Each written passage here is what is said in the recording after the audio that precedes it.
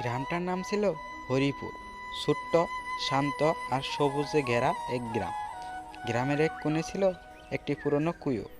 মাটি ধসে পড়া দেওয়াল, শেওলায় ঢাকা ইট আর ভেতরে থেকে ভেসে আসা ঠান্ডা বাতাস।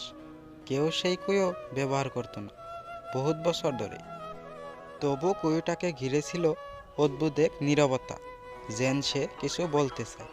এই গ্রামে থাকতো এক কিশোর, নাম তার রায়হান। রায়হান খুব বেশি কথা বলতো না। স্কুলে থেকে ফিরে সে প্রায় কুয়োটার পাশে বসে থাকতো। কেউ বুঝতো না কেন সে সেখানে যায়। শুধু রায়হানই জানতো কুয়োর নীরবতার মধ্যে যে নিজের মনটা খুঁজে পায়। একদিন বিকেলে হঠাৎ ঝড় উঠল। আকাশ কালো হয়ে এলো, বাতাসে ধুলো উড়ল। গ্রামের লোকজন ঘরে ঢুকে পড়ল, কিন্তু রায়হান তখনও কুয়োর পাশে। ঝড়ের শব্দের মাঝেও সে শুনতে পেল মৃদু একটা শব্দ, যেন কারো দীর্ঘশ্বাস। কুয়োর ভিতর থেকে ভয় পেলেও রায়হান পালালো না। সে কুয়োর ধার ঘেঁষে তাকালো। অন্ধকারে ভিতরের কিছুই দেখা যাচ্ছিল না, শুধু ঠান্ডা বাতাসের স্পর্শ। হঠাৎ সে বুঝলো এই কুয়ো শুধু ইট পাথরের নয়, এটা গ্রামের স্মৃতির ভাণ্ডার। এখানে লুকিয়ে আছে কত গল্প, কত অপেক্ষা, কত না বলা কথা। পরদিন রায়হান গ্রামের বয়স্কদের ডেকে আনলো।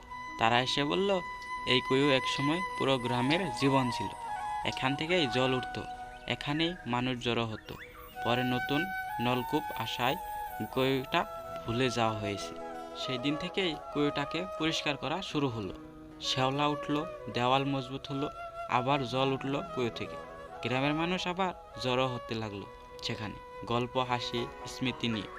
রায়হান চুপচাপ দাঁড়িয়ে দেখলো, সে জানতো কুয়ো আসলেই তাকে ডাকেনি, ডাকেছিল পুরো গ্রামকে।